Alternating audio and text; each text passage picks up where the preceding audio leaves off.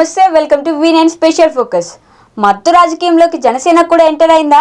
ఇరికించామని TDP counter ఇచ్చామని అధికార party అనుకుంటున్న సమయంలో అనూహ్యంగా తెర మీదకు వచ్చారు జనసేనాని. పొలిటికల్గా అడ్వాంటేజ్ తీసుకునే ప్రయత్నం చేశారా, లేక చంద్రబాబు మనిషిగానే పవన్ కళ్యాణ్ కామెంట్స్ పాస్ చేశారా? గంజాయిపై వరుసగా ట్వీట్స్ రిలీజ్ చేస్తున్న పవన్ పై వి9 న్యూస్ స్పెషల్ ఫోకస్.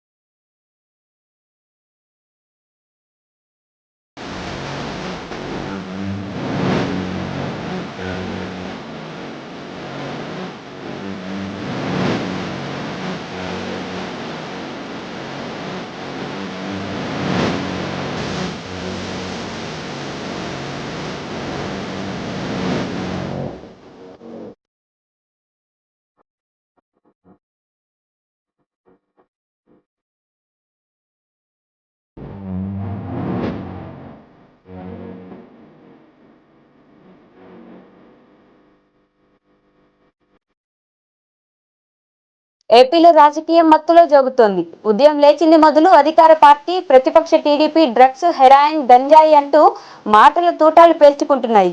ఈ ఎపిసోడ్ లోకి జనసేన కూడా ఎంట్రీ ఇచ్చింది. నెలన్నరగా గంజాయి డ్రగ్స్లపై పెద్ద ఎత్తున రాజకీయం నడుస్తున్నా అంతగా స్పందించని జనసేనాని చంద్రబాబు ఢిల్లీ నుంచి తిరిగి వచ్చాక గేర్ మార్చారు. కిక్కిచ్చే పొలిటికల్ గేమ్ షోలోకి వచ్చేశారు. వరుస ట్వీట్లు. ఇటీవల కాలంలో వివిధ రాష్ట్రాల్లో పోలీసులు పట్టుకున్న గంజాయిని, దాని మూలాలను వివరిస్తున్న అధికారుల వీడియో క్లిప్పింగ్లను ట్విట్టర్లో జతపరిచి ఒకదాని వెనుక ఒకటిగా విడుదల చేస్తున్నారు. నవరత్నాలని అందరికీ ప్రామిస్ చేసి కొద్ది మందికి ఇచ్చి సంపద సృష్టించుకున్న ఈరోజు రాష్ట్రాన్ని అప్పుల బాధన పెడితే అది మీరు ఖచ్చితంగా వైసీపీ తప్పు. కానీ గంజాయి మొత్తం మీదే తప్పు అని చెప్పట్లేదు. మీ తప్పు గంజాయిలో ఏంటంటే గంజాయి సాగులో ప్రతి పరిశ్రమ అభివృద్ధి బాటలు పడుతుంది. వైసీపీ పాలనలో గంజాయి అభివృద్ధి అయింది.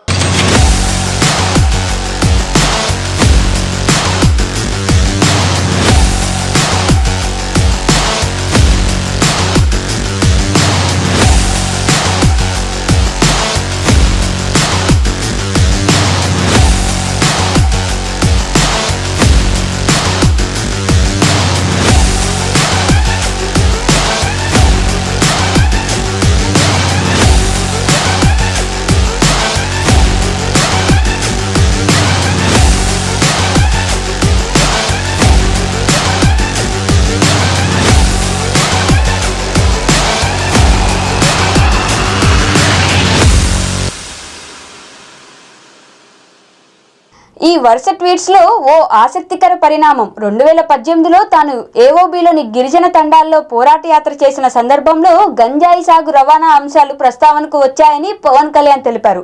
అంటే ఏపీలో గంజాయి సాగు ఇప్పుడే పుట్టుకొచ్చిన వ్యవహారం కాదు, గతం నుంచి ఉంది. కాకపోతే మరింతగా పెరిగిందనే అర్థం వచ్చే రీతిలో ట్వీట్ చేశారు పవన్.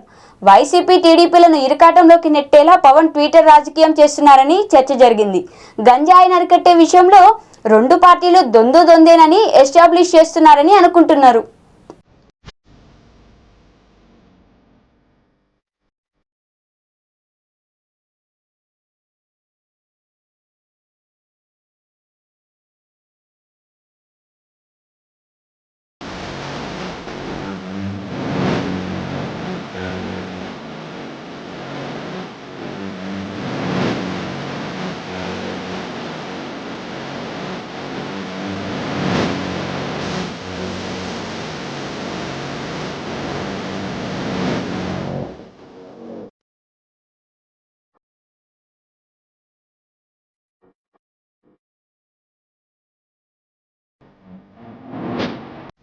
ఇదే అంశంపై వైసీపీ టీడీపీలో కూడా చర్చ జరిగింది. గంజాయిపై ట్వీట్ చేశారు.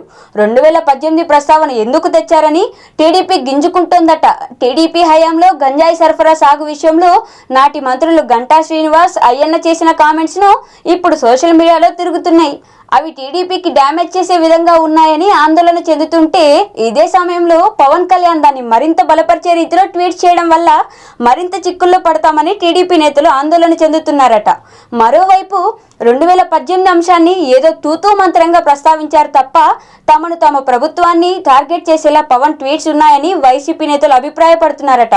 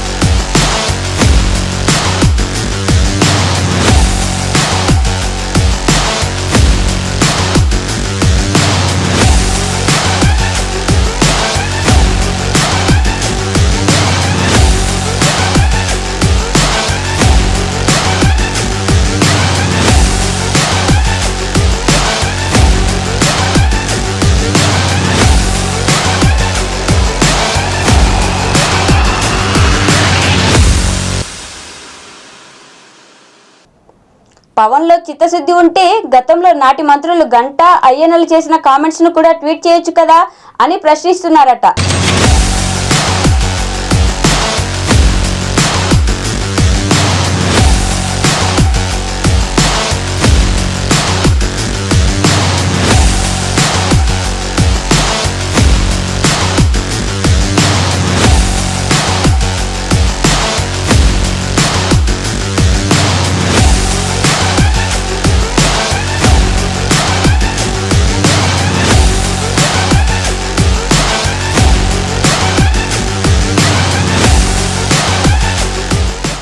ఏది ఏమైనా జనసేనాని టీడీపీ గుటిపక్షిన అనే విషయం అందరూ తెలుసుకుంటున్నారు వైసీపీ నేతలు. ఇదండి ఇవాల్టి స్పెషల్ ఫోకస్. చూస్తూనే ఉండండి వీనైన్ న్యూస్.